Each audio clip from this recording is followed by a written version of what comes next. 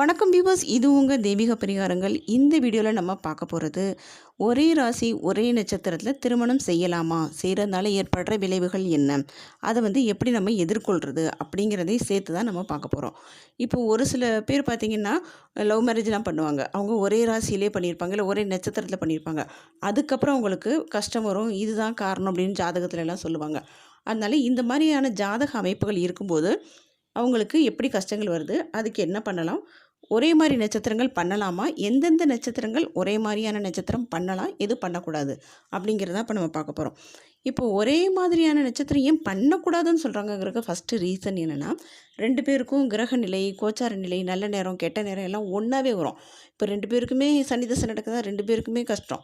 அப்போ குடும்பத்தில் வருமானம் பாதிக்கப்படும். 2 பேருக்குமே ராகு தசை, ராகு புத்தி வருது, இப்போ 7 சனி வருது அப்படிங்கிற காலங்களில் பார்த்திங்கன்னா 2 பேருக்குள்ளே ஒன்றால் தான் அப்படின்னு ஒரு சண்டை வரும்போது குடும்பத்தில் ஒரு அமைதி இல்லாமல், நிம்மதி இல்லாமல், ரொம்பவும் நரகமான வாழ்க்கையாயிடும்.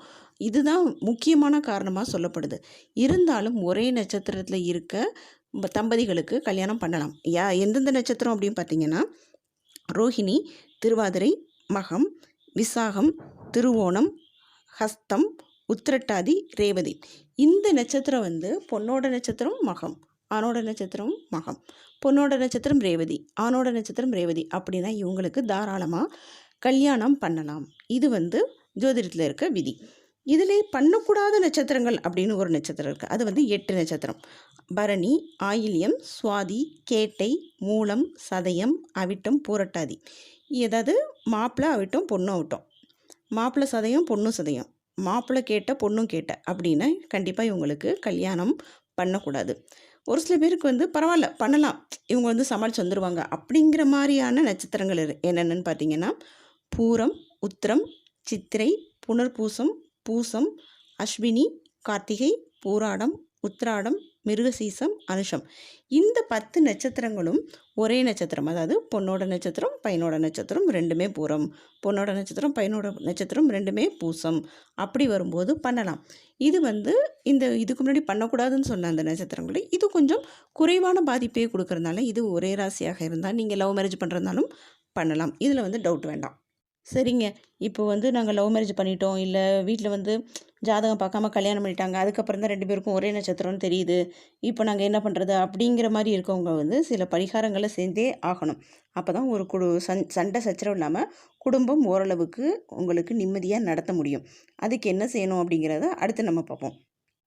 கும்பகோணத்துக்கு பக்கத்தில் இதுக்காகவே ஒரு கோயில் இருக்குது. அதாவது கணவன் மனைவிக்கு இடையே சண்டை சச்சரவு இல்லாமல் ஒரு அந்யோன்யமாக ஒற்றுமையாக குடும்பம் நடத்தி நல்ல வாழ்க்கையில் வெற்றி பெறணும், எந்த பிரச்சனையும் இல்லாமல் குடும்பம் நடக்கணும் அப்படிங்கிறதுக்காகவே அந்த காலத்திலேயே சொல்லி வச்சுருக்காங்க. இந்த கோயில் ரொம்ப சிறப்பு வாய்ந்தது அப்படின்னு. இது எங்கே இருக்குதுன்னு பார்த்தீங்கன்னா, கும்பகோணத்தில் பட்டீஸ்வரத்துக்கு பக்கத்தில் இருக்க திருச்சத்தி முற்றம் அப்படிங்கிற கோயிலுக்கு நீங்கள் போனீங்கன்னா, அங்கே அம்பாள் இருப்பாங்க, சிவனும் இருப்பார். இவங்க 2 பேருக்குமே உங்கள் பேரில் ஒரு அர்ச்சனை. அப்புறம் காஞ்சிபுரத்தில் ஏகாம்பரேஸ்வரர் கோயில், அங்கே போனாலும் உங்கள் 2 பேர் பேர்லேயும் அர்ச்சனை. இன்னொன்று, காஞ்சிபுரத்தில் ஏகாம்பரேஸ்வரர் கோயிலில் இருக்க மாமரம் அம்பாள் அங்கே தவம் இருந்து வரம் பெற்றதா அங்கே ஒரு ஐதீகம் இருக்குது. ஸோ அங்கே போய் நீங்கள் வணங்கும் போதும் இந்த பிரச்சனைகள் குறையும். இது எதுக்குன்னா, நீங்கள் நட்சத்திரம் பார்க்காம கல்யாணம் பண்ணியாச்சு, அதுக்கப்புறம் தான் ஒரே நட்சத்திரம்னு தெரியுது. அப்போது அந்த பிரச்சனைகள்லேருந்து வெளிவரதுக்காக தான் இந்த பரிகார ஸ்தலங்கள் சொல்லப்படுது. இருந்தாலுமே ஒரே நட்சத்திரம் ஒரே ராசியில் கல்யாணம் பண்ணுறது தவிர்க்கிறது நம்மளோட வாழ்க்கைக்கும் நிம்மதிக்கும் முன்னேற்றத்துக்கும் நல்லது. இந்த வீடியோவில் இருக்க இன்ஃபர்மேஷன் உங்களுக்கு பிடிச்சிருந்ததுன்னா வீடியோ லைக் பண்ணுங்கள், ஷேர் பண்ணுங்கள், சப்ஸ்கிரைப் பண்ணுங்கள். நன்றி.